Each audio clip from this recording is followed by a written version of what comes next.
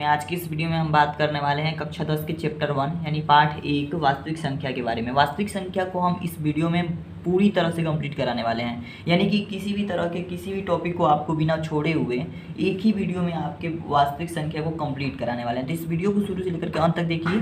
सारे टॉपिक्स और हर तरह के क्वेश्चन जो भी आपके एग्जाम में आ सकते हैं उन सभी क्वेश्चंस को मैंने इंक्लूड किया है। तो सबसे पहले हमें बात करना है वास्तविक संख्या के बारे में कि वास्तविक संख्या होती क्या है। तो वास्तविक संख्या की अगर बात की जाए तो वास्तविक संख्या की जो परिभाषा होती है वो ये होती है कि सभी संख्याओं के संग्रह को वास्तविक संख्याएं कहते हैं। ठीक है, सभी संख्याओं के संग्रह, यानी कि सभी संख्याओं का मतलब क्या है कि इसमें प्राकृत संख्या भी आ जाएंगी, पूर्ण संख्या, परिमेय संख्या, अपरिमेय संख्या, पूर्णांक, ये सारे सभी संख्याओं के संग्रह को हम क्या कहेंगे, वास्तविक संख्या कहेंगे। कौन कौन सी संख्याएं आएंगी, हमारी प्राकृत संख्या भी आ जाएगी।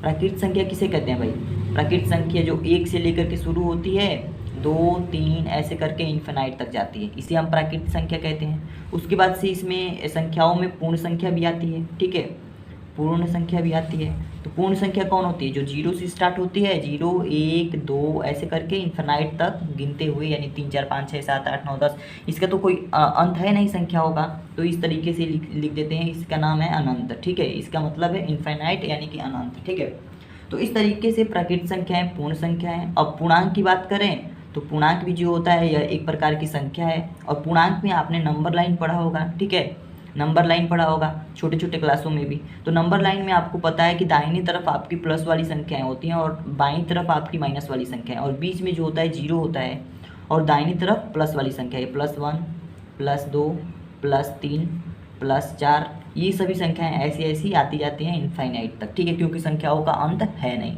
अब यहाँ पे बात करें तो यहाँ पे -1, -2, -3, -4, इस तरीके से इधर भी संख्याएं आती जाएंगी माइनस वाली। ठीक है, तो अगर हम बात करें पूर्णांक की तो ये जो माइनस वाली जितनी भी संख्याएं दिखाई देती हैं ये सभी हमारी ऋणात्मक पूर्णांक कहलाती हैं, ऋणात्मक पूर्णांक। ठीक है, और ये जितनी भी प्लस वाली संख्याएं हैं ये सभी धनात्मक पूर्णांक कहलाती हैं। क्या कहलाती हैं, धनात्मक पूर्णांक। तो अब ये धनात्मक और ऋणात्मक इन सभी चीज़ें, सभी जो संख्याएं हैं इन सभी संख्याओं को हम पूर्णांक कहते हैं। ठीक है, इन सभी संख्याओं को हम क्या कहते हैं, पूर्णांक कहते हैं। तो पूर्णांक भी इसी संख्याओं में आएगा। ठीक है, जो कि वास्तविक संख्या है, यानी कि कहने का मतलब ये है कि प्राकृत, पूर्ण, पूर्णांक, ये सभी संख्याएं क्या है, वास्तविक संख्याएं। इसमें और भी संख्याएं आती हैं, जैसे कि कौन संख्याएं आ जाएंगी, जैसे कि हमारी आ जाएंगी परिमेय संख्या। सभी चीज़ों को समझते चलिएगा। ठीक है, परिमेय संख्या, परिमेय संख्या की बात करें तो परिमेय संख्या को P/Q के रूप में लिखा जा सकता है, जहाँ P और Q क्या होगा, एक पूर्णांक होगा, और Q इज नॉट इक्वल 0 होना चाहिए, Q 0 नहीं होना चाहिए, इसे हम परिमेय संख्या कहते हैं। ठीक है, परिमेय संख्या किसे कहते हैं, जहाँ P और Q भागे के रूप में दिया हो और नीचे जो हमारा हर हो ये कभी 0 ना हो, उसे हम परिमेय संख्या कहेंगे। जैसे कि अगर हम एग्जाम्पल लें तो एग्जाम्पल में 1/2, इसमें देख सकते हैं नीचे क्या है, 0 नहीं है, तो नीचे जब 0 नहीं है तो यह एक परिमेय संख्या है।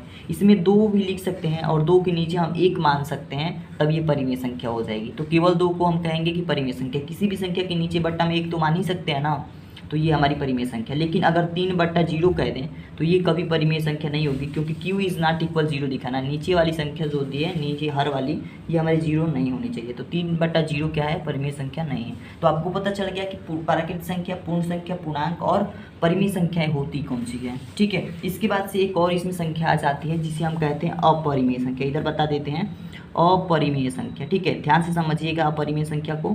अपरिमेय संख्या जो होती है परिमेय संख्या के बिल्कुल विपरीत होती है, इसे P/Q के रूप में नहीं लिखा जा सकता है, P/Q के रूप में नहीं लिखा जा सकता है।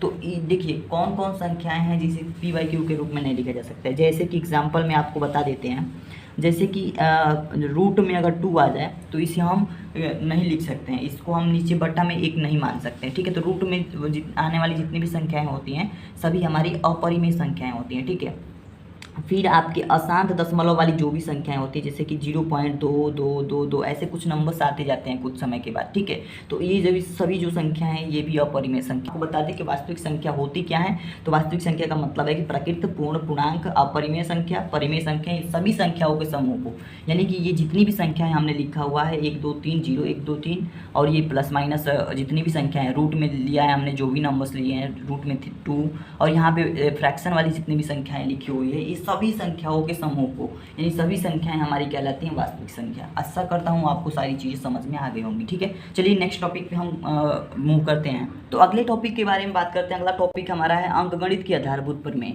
ये प्रमेय काफ़ी इंपॉर्टेंट प्रमेय है और इससे क्वेश्चन आपके बिल्कुल ही एग्जाम में आने वाले हैं। ठीक है, तो ध्यान से समझिएगा इस प्रमेय को। ये प्रमेय कहता क्या है, प्रत्येक भाज्य संख्या को अभाज्य संख्याओं के एक गुणनखंड के रूप में व्यक्त किया जा सकता है। ध्यान से समझिए, रटने की कोशिश मत कीजिएगा। प्रत्येक भाज्य संख्या को क्या कर सकते हैं, अभाज्य संख्याओं के एक गुणनखंड के रूप में व्यक्त कर सकते हैं तथा यह गुणनखंड अभाज्य गुणनखंडों में आने वाले क्रम के बिना अद्वितीय होगा। यहाँ तक हमने स्टेटमेंट को पढ़ा, यहाँ तक आप बात को समझ लीजिए, उसके बाद से ये वाली स्टेटमेंट आपको समझा देंगे। ठीक है, तो अंकगणित की प्रमेय में क्या कह रहा है कि प्रत्येक भाज्य संख्या को अभाज्य संख्याओं के गुणनखंड के रूप में लिखा जा सकता है। जैसे कि भाज्य संख्या होती क्या है और अभाज्य संख्या होती क्या है, ये आपको सबसे पहले बता देते हैं। तो भाज्य संख्या के बारे में जान लीजिए।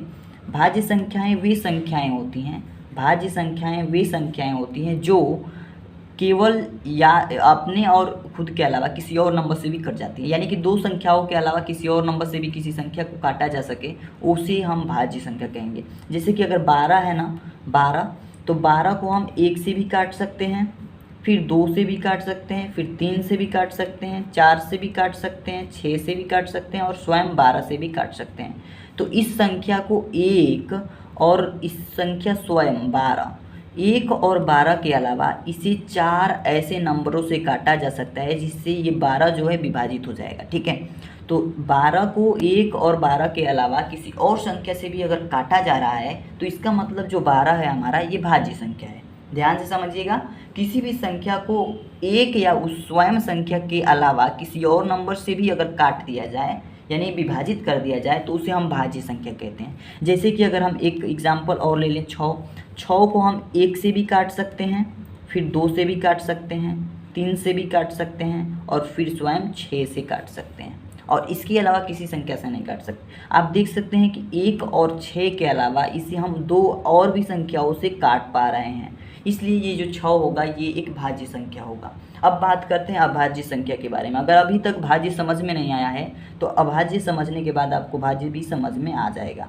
भाज्य संख्या क्या होती है थोड़ा सा समझिएगा, बहुत ही बेहतरीन तरीके से इस वीडियो में बताएंगे सारी चीज़ों को। ठीक है, तो अभाज्य संख्या की अगर हम बात करें तो अभाज्य संख्याएं वे संख्याएं होती हैं जो एक और स्वयं के अलावा किसी और संख्या से कटती नहीं है। ठीक है, जैसे कि अगर हम 3 की बात करें तो 3 को 1 से काट सकते हैं और इस संख्या स्वयं 3 से काट सकते हैं। ठीक है, इसके अलावा किसी भी नंबर, कोई भी ऐसा नंबर नहीं है जो 3 को विभाजित कर दे। ठीक है, तो इसलिए ये जो 3 है ये अभाज्य संख्या कहलाएगी। कहने का मतलब ये है कि ऐसे नंबर्स जो एक और स्वयं के अलावा किसी नंबर से नहीं कटे उसे हम अभाज्य संख्या कहते हैं, और जो एक और स्वयं के अलावा किसी और नंबर से भी कट जाएं उसे हम भाज्य संख्या कहते हैं। बस इतनी सी बात आपको समझनी है। इसमें और एक एग्जाम्पल ले लेते हैं, जैसे 7 है। ठीक है, तो 7 को केवल 1 से काट सकते हैं और केवल 7 से ही काट सकते हैं, इसके अलावा किसी नंबर से नहीं काट सकते, इसलिए ये जो 7 है ये हमारा एक अभाज्य संख्या है। अब देखिए हम बात को समझने का प्रयास करते हैं कि जो स्टेटमेंट है हमारा, यानी कि अंकगणित के आधारभूत प्रमेय, वो कह रहा है कि प्रत्येक भाज्य संख्या को अभाज्य संख्या के एक गुणनखंड के रूप में लिखा जा सकता है। यानी कि अगर हम किसी भाज्य संख्या को लें, यानी कि हम किसी भाज्य संख्या 18 को लेते हैं तो इसे हम क्या कर सकते हैं, इसे क्या कर सकते हैं, अभाज्य संख्याओं के एक गुणनखंड के रूप में लिखा जा सकता है। तो अभाज्य संख्याओं का गुणनखंड इसका करेंगे तो 18 का जो गुणनखंड होगा वो क्या होगा, 2 से काटेंगे 2 9 18, 3 से काटेंगे 3 3 9, फिर 3 से काटेंगे 1 आ जाएगा। ठीक है, तो इसका जो गुणनखंड निकल के आया है 2 × 3 × 3 निकल के आया है। ठीक है, तो अब यहाँ पे कह रहा है कि अभाज्य संख्याओं के एक गुणनखंड के रूप में व्यक्त किया जा सकता है। तो 18 का जो गुणनखंड निकल के आया वो क्या निकल के आया, 2 × 3 × 3। अब इसमें से जितनी भी संख्याएं आपका इसका जो गुणनखंड आया है, जितनी भी संख्याएं हैं वो सभी संख्याएं हमारी अभाज्य संख्याएं हैं। ये कहने का मतलब उसका ये था कि जब हम किसी भाज्य संख्या को लेते हैं, भाज्य संख्या, तो इसकी जो गुणनखंड आएंगे वो सभी क्या होंगे, अभाज्य गुणनखंड के रूप में होंगे। ठीक है, तो ये इनके जो सभी गुणनखंड है वो अभाज्य गुणनखंड के रूप में है। अब आगे का स्टेटमेंट है, तथा यह गुणनखंड अभाज्य गुणनखंडों के आने वाले क्रम में बिना क्रम के बिना अद्वितीय होगा। ठीक है, आने वाले क्रम के बिना क्या होगा, अद्वितीय होगा। कहने का मतलब ये है कि ये 2, 3 और 3 हैं, ये जो गुणनखंड है ये किसी और नंबर के गुणनखंड नहीं हो सकते हैं, केवल ये 18 के ही गुणनखंड होंगे। ठीक है, इसी तरीके से अगर कोई भाज्य संख्या, हम एक और एग्जाम्पल से समझते हैं, इसी तरह से एक और हम भाज्य संख्या ले लेते हैं जो कि है हमारा 24। ठीक है, 24 का जो गुणनखंड हम निकालेंगे वो ये निकल के आएगा। देखिए यहाँ पे 24 का गुणनखंड निकालेंगे, 2 से काटेंगे 2 बराबर हम 24, 2 से काटेंगे 2 छक्के 12, 2 से फिर काटेंगे 2 3 का 6, फिर 3 से काट देंगे 3 एकम 3, यानी कि 2 गुणे 2 गुणे 2 गुणे 3 आ रहा है। ठीक है, इसके कहने का मतलब ये है कि जो 2 2 2 3 है ये 24 के गुणनखंड है, और 24 अगर भाज्य संख्या है तो इसके जो गुणनखंड आए हैं ये सभी क्या होंगे, अभाज्य संख्याएं होंगी। ठीक है, और ये अभाज्य संख्याएं, ये जो गुणनखंड है ये गुणनखंड किसी और नंबर का नहीं हो सकता है, बस 24 का ही हो सकता है, इसके कहने का मतलब है। ठीक है, तो इस तरीके से आपने अंकगणित के आधारभूत प्रमेय को अच्छे तरीके से समझ लिया होगा। तो चलिए हम नेक्स्ट टॉपिक पर मूव करते हैं। और देखिए एक बात बता दें कि जितने भी मैं टॉपिक बता रहा हूँ इस वीडियो के अंत में, यानी कि जैसे ही मैं सभी टॉपिक्स को कवर कर लूँगा उसके बाद से मैं क्वेश्चन कराऊंगा, जिससे कि आपके सारे टॉपिक और मजबूत हो जाएंगे। ठीक है, तो इस वन शॉट वीडियो को शुरू से लेकर अंत तक देखिएगा। छोटी सी वीडियो होगी लेकिन सारे चैप्टर आपके बहुत ही अच्छे तरीके से कंप्लीट हो जाएंगे, बिल्कुल बेसिक से लेकर के हाई लेवल तक। ठीक है, तो चलिए हम अगले टॉपिक की बात चलते हैं। अब हम अगर अगले टॉपिक की बात करें तो अगला टॉपिक हमारा है लसा और मसा, जिसे हम लघुत्तम समापवर्तक और महत्तम समापवर्त्य कहते हैं, और इसको अंग्रेजी में हम एलसीएम एचसीएफ कहते हैं। लसा और मसा आपने छोटे छोटे क्लासों में भी पढ़ा होगा, लेकिन इसमें भी आपको पढ़ना होगा, तो अच्छे तरीके से समझिएगा। ये मत कहिएगा कि हमने पढ़ा है तो इसको नहीं पढ़ेंगे। ठीक है, तो इस टॉपिक को भी अच्छे से क्लियर कीजिए अपना। तो सबसे पहले अगर मसा की बात करें तो सबसे पहले हम एग्जाम्पल ले लेते हैं और एग्जाम्पल से आपको समझाते हैं ताकि चीज़ें आपको बेहतरीन तरीके से समझ में आ जाए। ठीक है, जैसे कि अगर 6 और 18 आपके पास दो नंबर्स हैं और इन दोनों नंबर्स के लसा और मसा दोनों निकालने हैं। ठीक है, 6 और 18 दोनों नंबर्स के हमें क्या करने हैं, लसा और मसा निकालने हैं। तो सबसे पहले 6 और 18 को लिख देंगे इस तरीके से, और उसके बाद से 6 और 18 का हम क्या करेंगे, अभाज्य गुणनखंड करेंगे। तो सबसे पहले तो हम 6 का अभाज्य गुणनखंड कर लेते हैं। तो 6 का जो अभाज्य गुणनखंड होगा 2 से काटेंगे सबसे पहले। अभाज्य गुणनखंड करने का मतलब आप तो जानते होंगे ना, अगर नहीं जानते हैं तो देखिए, अगर 6 एक भाज्य संख्या है तो इसका हम गुणनखंड करते समय यानी अभाज्य गुणनखंड जब करेंगे तो आपका सबसे छोटी अभाज्य संख्या से हम इसे काटेंगे। तो सबसे छोटी अभाज्य संख्या 2 है और 2 से इसे हम काटेंगे। अगर ये संख्या 2 से नहीं कटती तो किसी और अभाज्य संख्या को हम ढूंढते। ठीक है, लेकिन ये 6 हमें पता है कि 2 से कट जाएगी, तो इस अभाज्य संख्या से हम 6 को काटेंगे। तो 2 तिहाई का 6 3 हो जाएगा। अब ये जो 3 है इसे हम सबसे छोटी अभाज्य संख्या 2 से नहीं काट सकते हैं। क्यों नहीं काट सकते, क्योंकि 2 से ये कटेगा ही नहीं। तो अब 3 को हम 3 से ही काटेंगे, क्योंकि 3 भी एक अभाज्य संख्या है। 3 से काटेंगे 3 एकम 3 हो जाएगा। बात समझ में आई? तो देखिए 6 का जो हमारा गुणनखंड निकल के आया है वो ये निकल के आया है कि 2 और 3, तो 2 गुणा 3 हम लिख सकते हैं 6 को। ठीक है, इन दोनों का गुणा कर देंगे तो ये इसका गुणनखंड हो जाएगा। अब 18 की बात करें तो 18 का जो हमारा अभाज्य गुणनखंड होगा वो क्या होगा, सबसे पहले छोटी संख्या से काटेंगे, यानी छोटी संख्या 2 से काटेंगे। 2 9 18 छोटी अभाज्य संख्या, कहने का मतलब ये है। 9 को हम काटेंगे तो 3 से काट सकते हैं, 3 3 का 9, फिर 3 को 3 से काट सकते हैं, 3 एकम 3। ठीक है, इस तरीके से जब 1 आ जाएगा अंत में तो हमारा यहाँ पे अभाज्य गुणनखंड समाप्त होता है।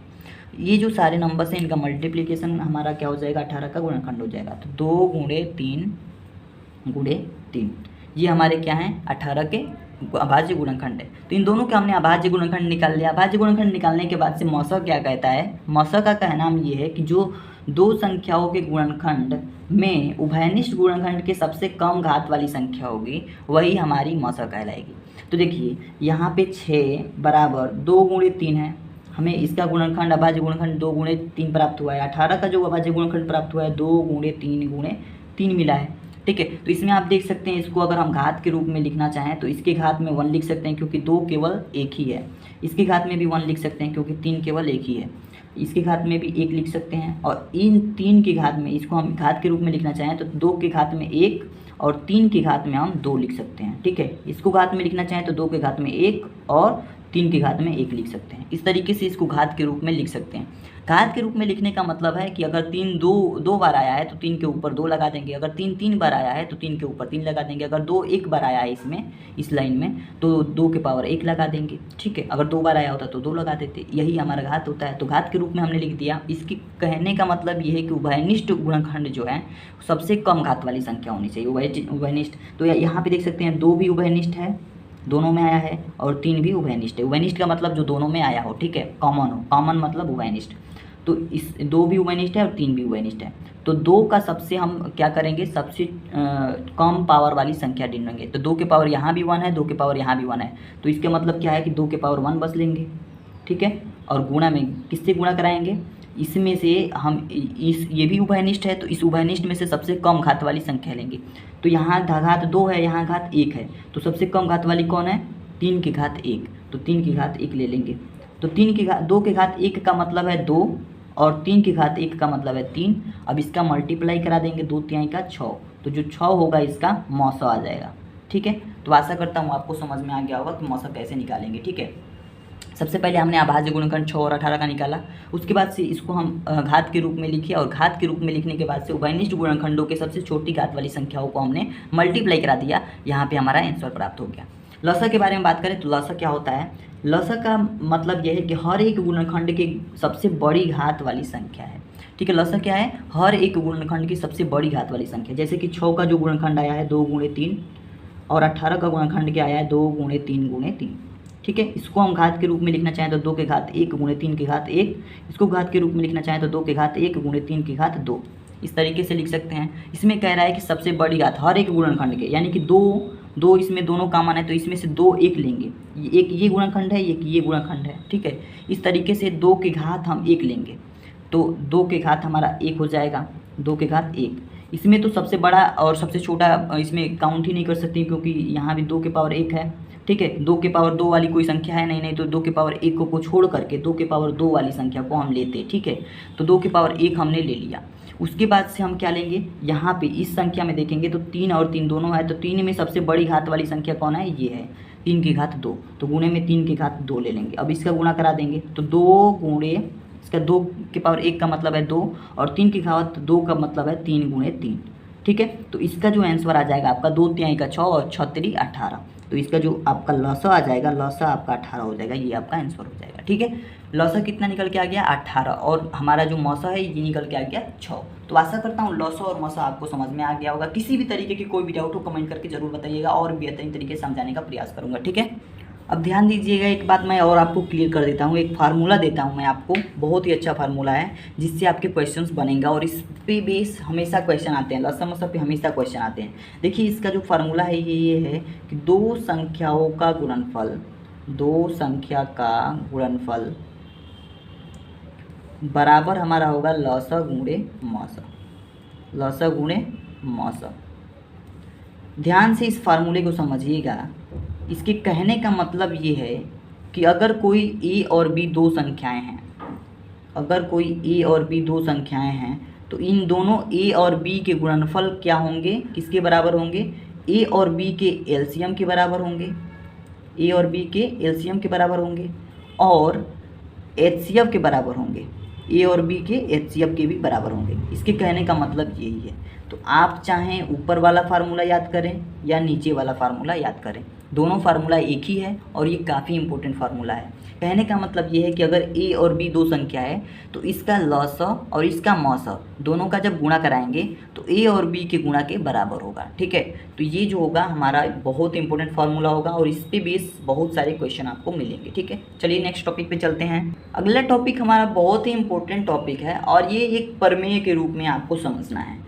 बस एक प्रमेय के रूप में मैंने जो भी यहाँ पे लिखा है इसको समझाने का प्रयास करूँगा। इसके बाद से आपके इस पे क्वेश्चंस बनेंगे बहुत ही अच्छे तरीके से, और इस पे क्वेश्चन हर साल आते हैं, और परिमेय संख्या पे हर साल क्वेश्चन आते हैं। जैसे कि आपने कभी ना कभी तो देखा ही होगा, आंसर उठा के देखिए या प्रीवियस ईयर क्वेश्चन उठा कर देखेंगे तो आपके इस तरीके के क्वेश्चन आए होंगे कि सिद्ध कीजिए रूट में 2 अपरिमेय संख्या है, या फिर इस तरीके के क्वेश्चन आए होंगे कि सिद्ध कीजिए 5 - रूट में 3 एक अपरिमेय संख्या है। तो इन सभी संख्याओं को अपरिमेय सिद्ध करने के लिए हमें एक प्रमेय पढ़नी होती है, और ये प्रमेय क्या है, माना P एक अभाज्य संख्या है, माना p क्या है, एक अभाज्य संख्या है, यदि p q स्क्वायर को विभाजित करती है, यदि अगर p किसी q स्क्वायर को विभाजित करती है तो p किसको विभाजित करेगी, q को भी विभाजित करेगी, जहाँ q एक पॉजिटिव नंबर्स होगा, यानी पॉजिटिव इंटीजर यानी पूर्णांक होगा, ठीक है, धनात्मक पूर्णांक होगा। अब देखिए यहाँ पे कहने का मतलब ये है कि p अगर q स्क्वायर को विभाजित करती है, इफ़ अगर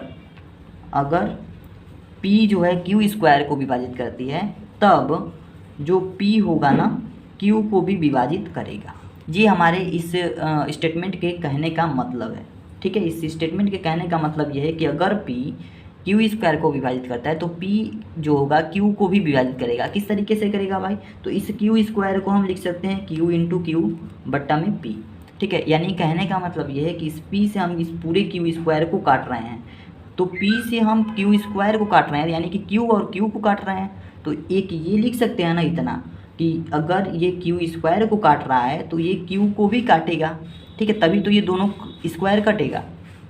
इस तरीके से इसे हम लिख सकते हैं और यही एक परिमेय है जिसे आपको याद करना होगा और उस तरीके के क्वेश्चन में आपको यूज़ करना होगा, ठीक है। तो चलिए हम अब क्वेश्चन की तरफ चलते हैं। जितने भी आपके कंसेप्ट थे, जितनी भी चीज़ें थी, जितने भी टॉपिक थे जिस पे आपके प्रश्न बनते हैं, उन सभी टॉपिक्स को हमने बता दिया। अब चलिए हम बात करते हैं सारे क्वेश्चंस के बारे में कि किस किस तरह के आपके बोर्ड एग्जाम में क्वेश्चन देखने को मिलेंगे, ठीक है। तो चलिए हम क्वेश्चन को करते हैं। पहला जो क्वेश्चन हमारा है, निम्न में रूट 2 है। तो अभी हमने बताया कि रूट 2 हमारी रूट में जो संख्याएं होती हैं जो कि एक अपूर्ण वर्ग संख्या है। रूट में अगर एक पूर्ण वर्ग संख्या यानी कि रूट में अगर 4 हो तो रूट में 4 को हम कहते हैं कि 4 जो है एक पूर्ण वर्ग संख्या है। किस तरीके से कहते हैं कि रूट में हम इस 4 को 2 गुणे 2 के रूप में लिख सकते हैं और रूट का यानी वर्गमूल का नियम होता है कि अगर ये 2 का जोड़ा बन रहा है तो ये बाहर निकल जाएगा, 2 क्या होगा, बाहर निकल जाएगा, यानी कि रूट 4 का जो मान होगा हमें वो मिल जाएगा 2, ठीक है। रूट 4 का मान 2 मिल जाएगा और जब 2 यानी कि रूट से जब 2 बाहर निकल गया तो ये 2 क्या होगा, एक परिमेय संख्या हो जाएगा, परिमेय संख्या हो जाएगा। लेकिन अगर रूट में केवल 2 है तो रूट में केवल 2 को हम क्या 1 गुणे 1 लिख सकते हैं, नहीं लिख सकते हैं, कभी नहीं लिख सकते। यानी कि 2 का हम किसी भी तरीके का जोड़ा मल्टीप्लिकेशन करके नहीं बना सकते, इसलिए जो रूट में 2 होता है एक अपरिमेय संख्या के रूप में माना जाता है, ठीक है। तो अपरिमेय संख्या होगा। रूट 2 क्या है, एक अपरिमेय संख्या है। ध्यान से समझिएगा, अगर पूर्ण वर्ग संख्या इस रूट में दिया हो तब ये अपरिमेय संख्या नहीं होंगी। अगर रूट में 4 दिया होता तब हम परिमेय संख्या कहते, क्यों, क्योंकि इसको हम रूट से बाहर निकाल सकते हैं, लेकिन रूट 2 को हम बाहर नहीं निकाल सकते, ठीक है। तो बिल्कुल सिंपल सा कॉन्सेप्ट था, आपको समझ में आ गया होगा, ठीक है। अब चलिए हम दूसरे क्वेश्चन को देखते हैं। दूसरा क्वेश्चन हमारा है, अभाज्य गुणनखंड विधि से 96 और 404 का एचसीएफ और एलसीएम ज्ञात कीजिए, यानी लसा और मसा ज्ञात करना है। तो लसा और मसा ज्ञात करना है 96 और 404 का, तो 96 हम लिखेंगे और 404 का हमें क्या करना है, लसा और मसा ज्ञात करना है। तो सबसे पहले हम क्या करेंगे, इसका अभाज्य गुणनखंड निकालेंगे। तो 96 का अभाज्य गुणनखंड यहाँ निकाल लेते हैं और 404 का अभाज्य गुणनखंड यहाँ निकाल सकते हैं, ठीक है। तो इसको हम 96 को हम 2 से काटेंगे, 2 चौका 8 हो जाएगा, एक इधर जाएगा तो 16, यानी 2 अट्ठे 16 हो जाएगा, 48 बार में ये 96 कट जाएगा। फिर 2 से काटेंगे, 2 दूना का 4, 2 चौका 8, फिर 2 से काटेंगे, 2 एकम 2, 2 दूना का 4, 2 से काटेंगे, फिर 2 छक्के 12, फिर अब 2 से काटेंगे, 2 तिहाई का 6 और फिर 3 से काटेंगे, 3 एकम 3, ठीक है। इस तरीके से आपके सारे गुणनखंड यहाँ पे मिल जाएंगे, ठीक है। 404 के अभाज्य गुणनखंड की बात करें तो इसको 2 से काटेंगे, यानी अभी लिख लेते हैं 96 के जो अभाज्य गुणनखंड निकले वो 2 गुणे 2 गुणे 2 फिर गुणे 2 गुणे 2 गुणे 3, ये सभी क्या है आपके 96 के अभाज्य गुणनखंड है। 1 2 3 4 5, 1 2 3 4 5, ठीक है। इस तरीके से हमने 96 के अभाज्य गुणनखंड को यहाँ लिख लिया। अब फिर इसके अभाज्य गुणनखंड को देखते हैं। 2 दूना का 4 हो जाएगा, 0 बचा, 2 दूना का 4, फिर 2 से इसको काटेंगे, 2 एकम 2, फिर यहाँ 0 है, 2 एकम 2, 101 आ गया। तो 101 को हम केवल 101 से ही काट सकते हैं, इसको किसी और नंबर से नहीं काट सकते, तो इसलिए ये 1 आ जाएगा, ठीक है। तो इसका जो अभाज्य गुणनखंड निकल के आया 2 गुणे 2 गुणे 101, ठीक है।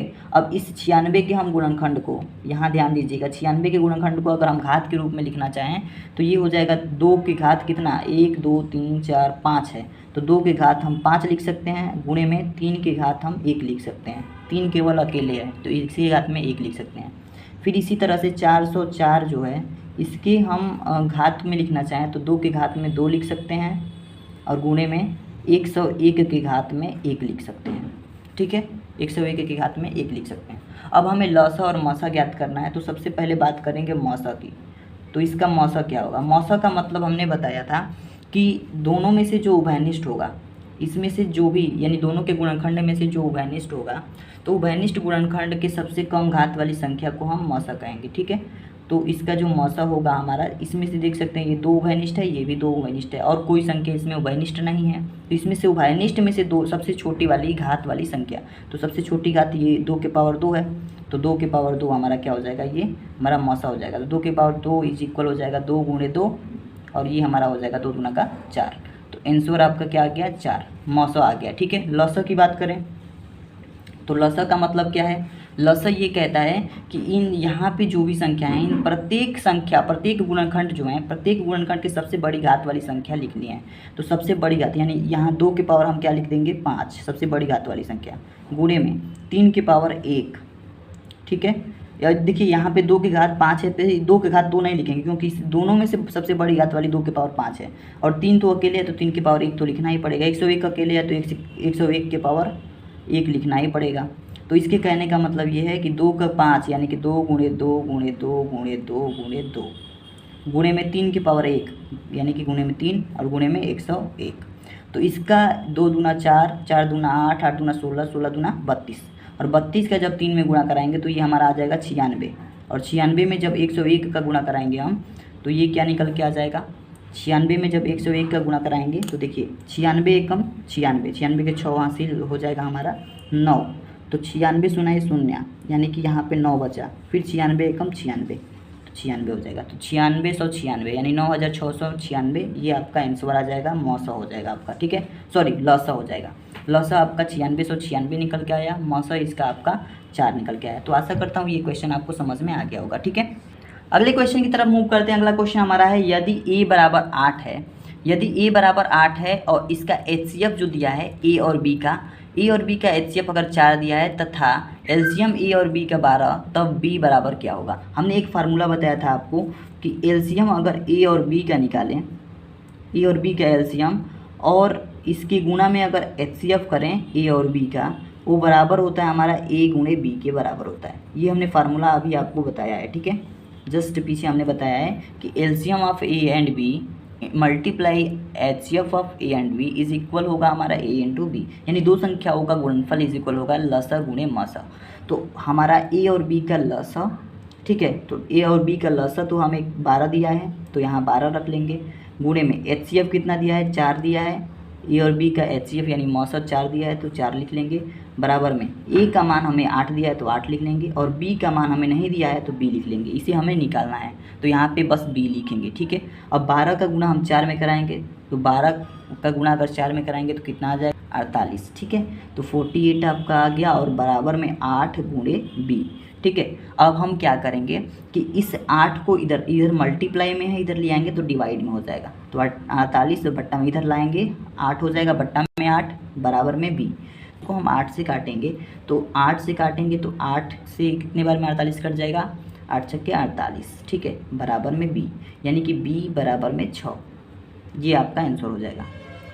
ठीक है, तो 6 ऑप्शन नंबर बी आपका क्या हो जाएगा, करेक्ट हो जाएगा। अगर हम बात करें क्वेश्चन नंबर 4 की, तो क्वेश्चन नंबर 4 में हमें दिया है, सिद्ध कीजिए कि रूट में 3 एक अपरिमेय संख्या है।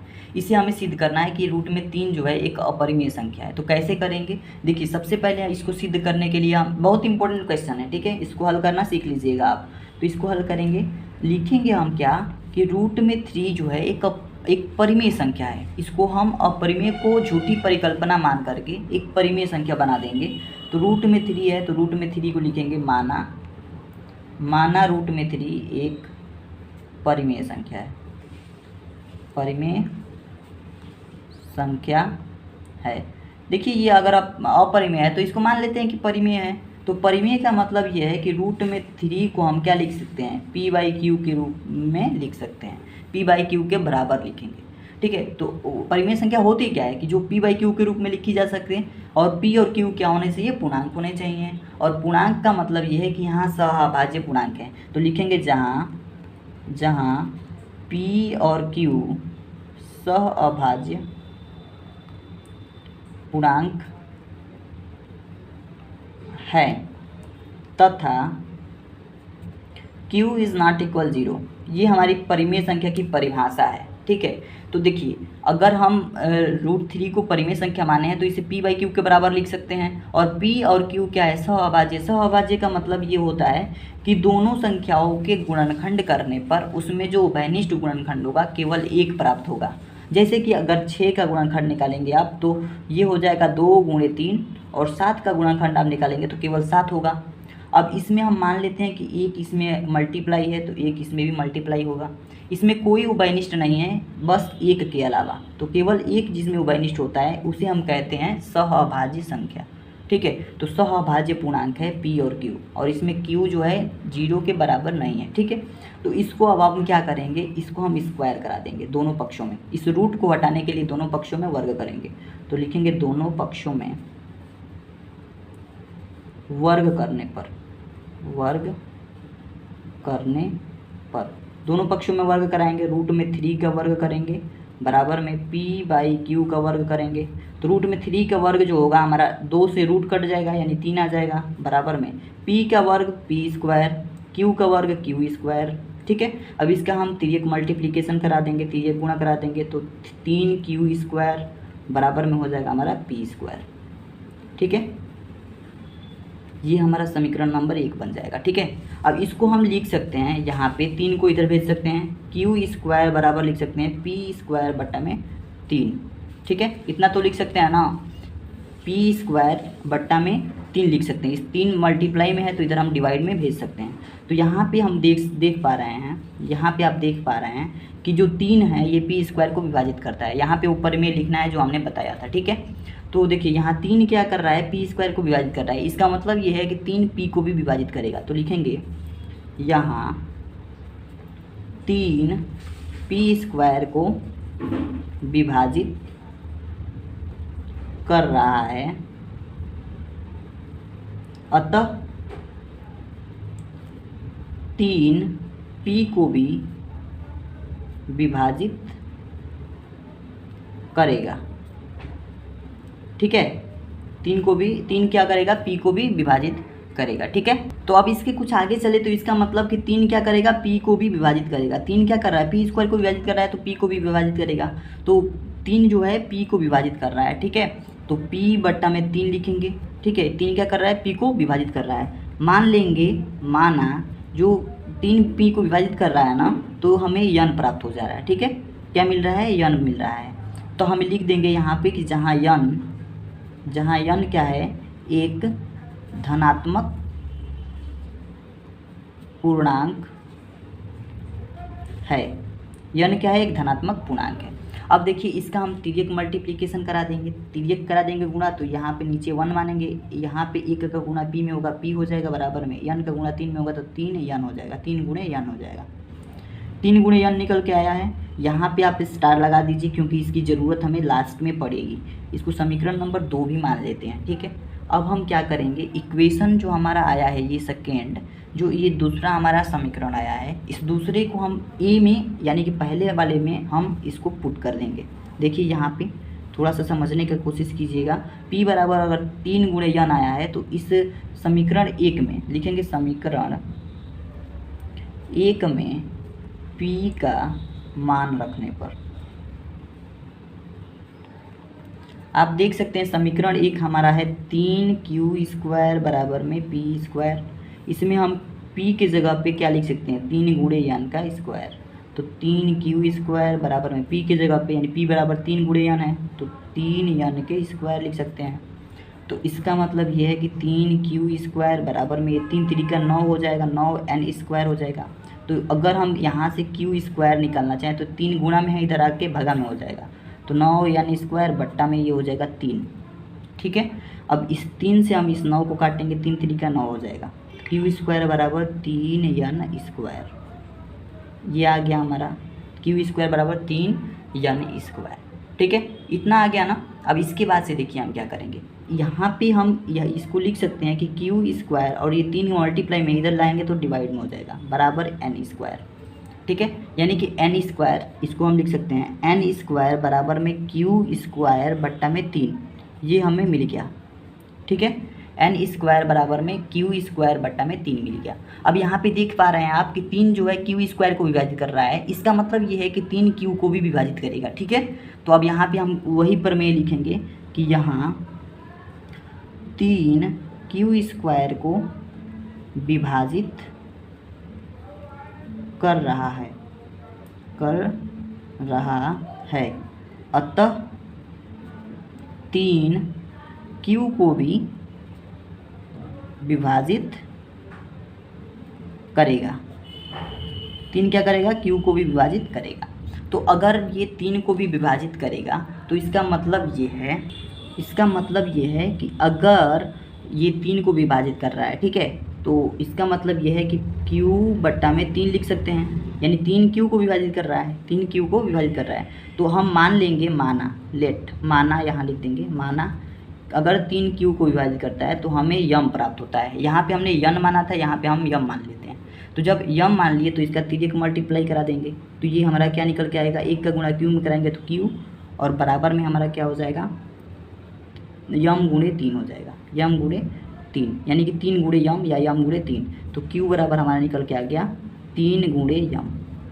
ठीक है, ये निकल के आ गया। अब आप यहाँ देख पा रहे हैं, यहाँ पे एक चीज़ आप देख पा रहे होंगे कि यहाँ पे हमारा 3 गुणे यन है, यहाँ पे 3 गुणे यम है, यानी कि इसमें तो हमें 1 के अलावा कोई और भी नंबर मिल गया। ये रूट में ये 3 और 3 भी मिल गया, दोनों में कॉमन आ गया। इसका मतलब हमने तो कहा था कि p और q सहअभाज्य संख्या है। हमने कहा था क्या, p और q सहअभाज्य संख्या है, लेकिन यहाँ पे सहअभाज्य का मतलब तो होता है कि केवल उसमें एक उभयनिष्ठ होना चाहिए, एक आना चाहिए दोनों में, दोनों गुणनखंडों में, लेकिन और p और q में तो इसमें 3 और 3 आ रहा है। इसका मतलब ये सहअभाज्य नहीं है, और जब ये सहअभाज्य नहीं है तो हमारी परिकल्पना गलत होती है, सारी परिकल्पना हमारी गलत होती है, और इसलिए हम कह सकते हैं कि रूट में 3 एक अपरिमेय संख्या। तो देखिए यहाँ तक लिखने के बाद से आप क्या लिखेंगे, यहाँ मैं बता दे रहा हूँ। ठीक है, थोड़ी सी जगह की प्रॉब्लम है, इसकी वजह से मैं यहाँ पे लिख रहा हूँ, यहाँ पे नीचे लिखूँगा मैं, क्या लिखूँगा, चूँकि p तथा q के उभयनिष्ठ गुणनखंड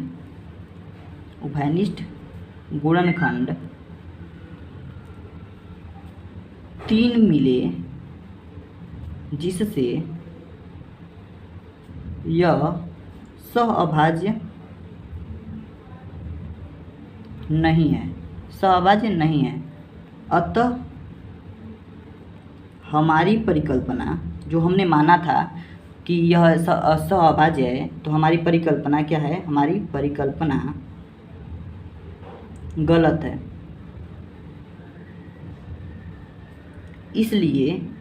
इसलिए रूट में 3 एक अपरिमेय संख्या है।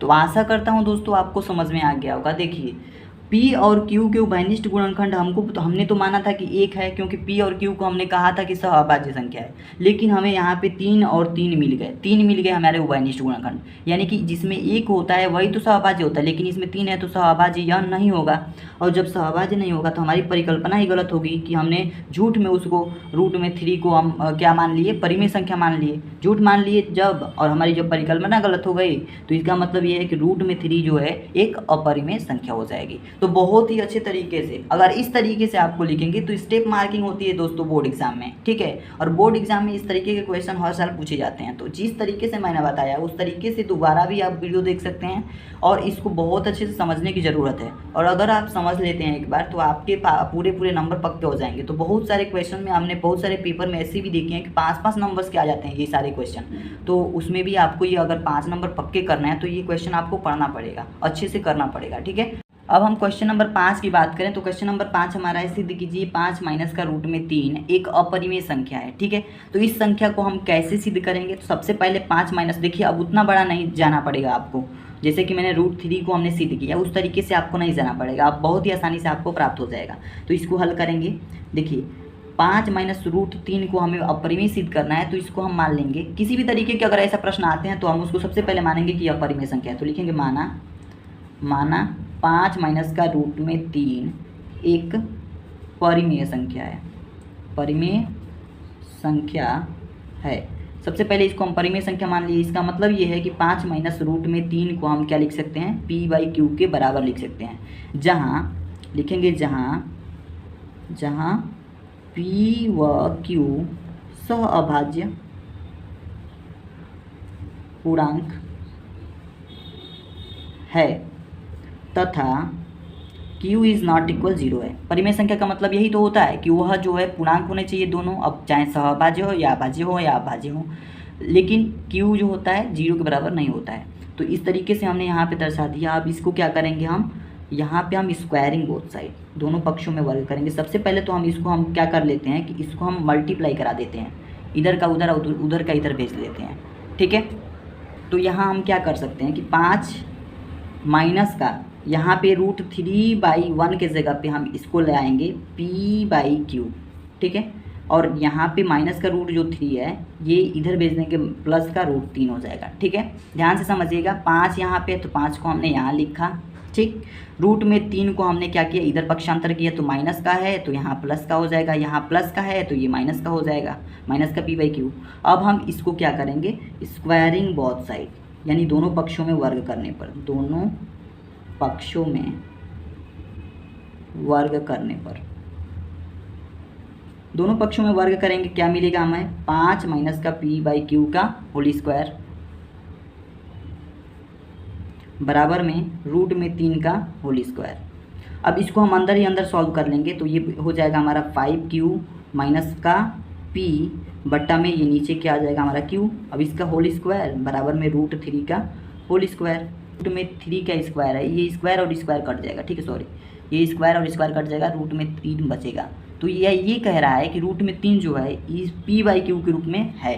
तो जब √3 जो है इस तरीके के फॉर्म में है तो यह तो हमारा परिमेय है, ये क्या है, परिमेय है, लेकिन रूट में 3 क्या है, अपरिमेय है, अपरिमेय है। तो कभी परिमेय संख्या अपरिमेय संख्या के बराबर होगी ही नहीं। अतः लिखेंगे अतः हमारी परिकल्पना गलत है। इसलिए 5 माइनस रूट में 3 एक अपरिमेय